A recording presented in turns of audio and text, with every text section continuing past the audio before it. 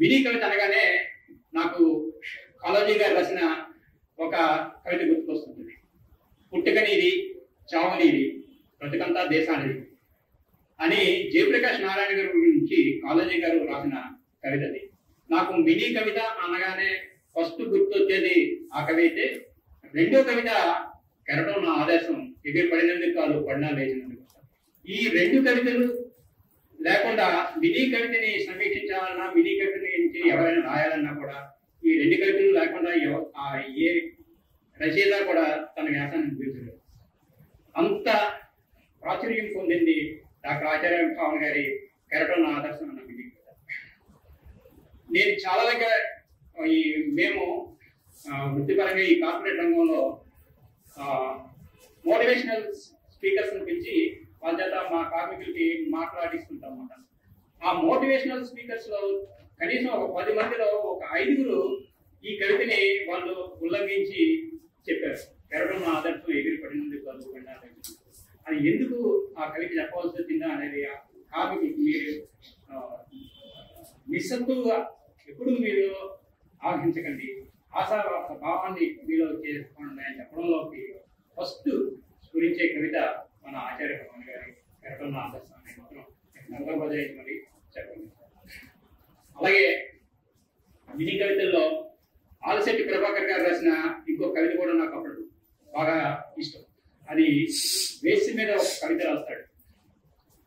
తను శవమై ఒకరికి వశమై, తను పుండై ఒకరికి పండై, ఎప్పుడూ ఎడారై ఎందరికో వయాసిస్తాయి. వేశ్య ఆ కవిత పేరు.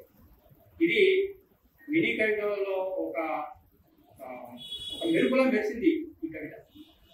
ఒక వేసిని ఎంత చక్కగా వర్ణించే ఒక అభ్యుదయ కవి ఇంకొకటి వేరనైతే చెప్పాలి. ఇది ఎందుకు చెప్తున్నానంటే ఆ మినీ కవిత ఆ ఉన్న 4 లైన్లను కూడా ఎంత ఒక భావాన్ని ఎంత చక్కగా చెప్పగలుగుతారో అని చెప్పడం కోసం మాత్రం నేను చెప్తున్నాను. అలాగే ఈ విజయనగరం నుండి హైదరాబాద్ వెళ్ళేటప్పుడు మనకి ఖమ్మం దాటిన తర్వాత గోడల మీద అక్షరాలు కనబడుతుంటాయి. ఎరుకంటే భయం భయం, వారికంటే పసిపిల్లలు నయం నయం. అది మన సుబ్బారావు పాణిగ్రాహి గారు రాసిన కవిత. మినీ కవిత అంటే మినీ కవిత ప్రజల్లోకి ఎంత దీనిగా వెళ్ళింది అని చెప్పుకోవడానికి అదొక చిన్న ఉదాహరణ. అదే భావంతో పవన్ గారు కూడా ఏమంటారంటే, తన ఉద్యమిస్తున్న ఉల్కను నేను, ఉత్క్రమిస్తున్న మొలకను నేను వెలిగితే విశ్వమే రగులుతుంది, నేను ఎదిగితే ప్రకృతి ఉదుగుతుంది. వెలగడం అంటే కవిత నేత్రాన్ని తెరవడం, ఎదగడం అంటే విహాంగాన్ని పైకి తీసడం.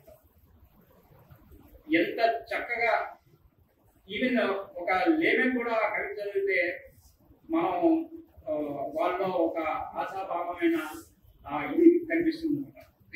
వెలగడం అంటే కవిత నేత్రాన్ని తెరవడం, ఎదగడం అంటే మనోవిహాంగాన్ని పైకి తీసడం. ఆ భావన గారు చాలా చక్కని ఆయనలో భావుకత ఉండేది. అందుకే ఆయన కవిత్వం రాసిన, ఒక విమర్శ చేసిన, విమర్శ కవిత్వం అనేది ఆయనకి 2 పళ్ళు.